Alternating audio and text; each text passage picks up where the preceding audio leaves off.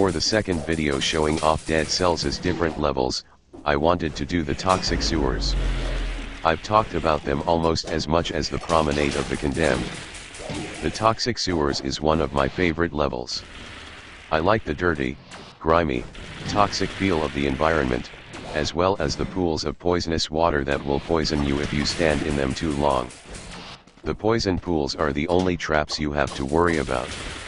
And the reason I haven't shown any of the toxic sewers yet and am instead fighting this elite shield zombie, is because there are necklaces and amulets you can collect to wear instead of your prison collar. They will provide different passive bonuses and are capable of completely changing how you're going to play the game until you find a different and potentially better one. As you'll see in this video, the amulet I got from killing this elite shield zombie negates poison damage for me, and thus eliminates the threat of those poison pools. You also won't take damage over time from poison attacks. The zombies, archers, and grenadiers from the previous prison cells level are here as well, and some new enemies are found on this level to watch out for. Scorpions can pop up to ambush you with their stingers if you're too close to them, or spitting a blob of poison at you if you're farther away. They're pretty fast, and their ability to pop up almost anywhere makes them a nice threat to be on your guard for. The scorpions aren't the only new enemy to watch out for, and this enemy is actually my favorite in the game. I think they're called ugly slugs or ugly worms. The name's not that important. The important thing about them is that when they die, they drop a bunch of eggs that will explode after a few seconds and damage you if you get caught in the explosion. They force you to keep moving as soon as you kill them, or the eggs they drop will likely kill you. They can also jump across gaps and to ledges. Similar to the teleporting swordsman from the promenade. They're pretty fast, too, despite looking like slow-moving slugs. Just like the promenade introduces a dangerous flying enemy that can be killed with one blow, the toxic sewers introduce the exploding bat monster. They try to fly close to you and blow you up when they die. The toxic sewers level leads down even further below the castle into the old sewers, a caustic, yellowy forgotten sewer system below the toxic sewers, or it can lead up to the ramparts, allowing you to skip the promenade of the condemned and giving you an alternative option to reach the boss fight on the black bridge beyond the ramparts. Or, you could keep descending down to the old sewers and the prison depths below that. The prison depths are the very bottom of the prison area. I don't want you to confuse them with the same area your cell is located. The prison depths is a level located deep below even the old sewers, and I believe it is the level before the Forgotten Sepulchre. The Forgotten Sepulchre is the deepest level I've been to and is hard for me to reach, considering the dangerous traps and enemies located within the prison depths. There are some insane enemies along the way to the bottom of this castle. But back to this level, much like the promenade, it's highly recommended that you collect both skills you can equip before leaving this area.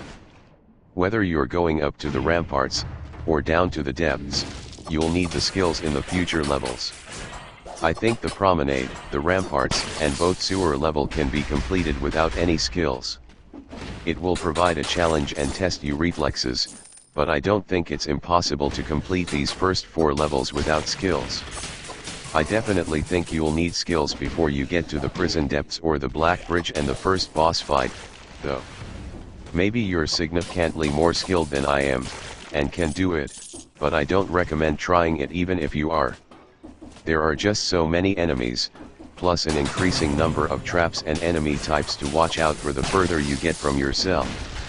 I just don't think I could get past the first boss or through the prison depths without relying on my skills. The cover fire, extra damage, or combinations they can provide with the weapons you have equipped are just too essential to survival in this brutal game. Taking damage means as much on later levels as it does in the area just outside your cells, and if you haven't been able to upgrade your tactics, brutality, or survival enough, it will be even more of a concern. The enemies do more damage and have more health the further you get from your prison cell starting point. This includes the standard zombies and grenadiers, as well as the shield zombies and archers, not just the new enemies you'll come across that are specific to these new areas. In terms of percentage of health lost when damaged, all the enemies keep up or outpace your increasing total hit points.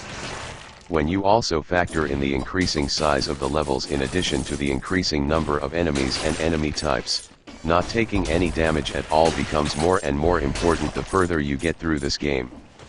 You can have at most 4 healing charges from your flask you can unlock and upgrade with cells collected during runs. So having skills and upgrading those skills becomes more and more crucial to your survival in these levels. Another thing I like about the toxic sewers environment would be the pipes you climb up and run around on. I like that the things you climb on and can drop down through change on every level, but I like these pipes the most. The idea of having to not only run around this nasty sewer and fight for your life, but climb up these disgusting, probably slippery and grimy pipes, is incredibly amusing to me.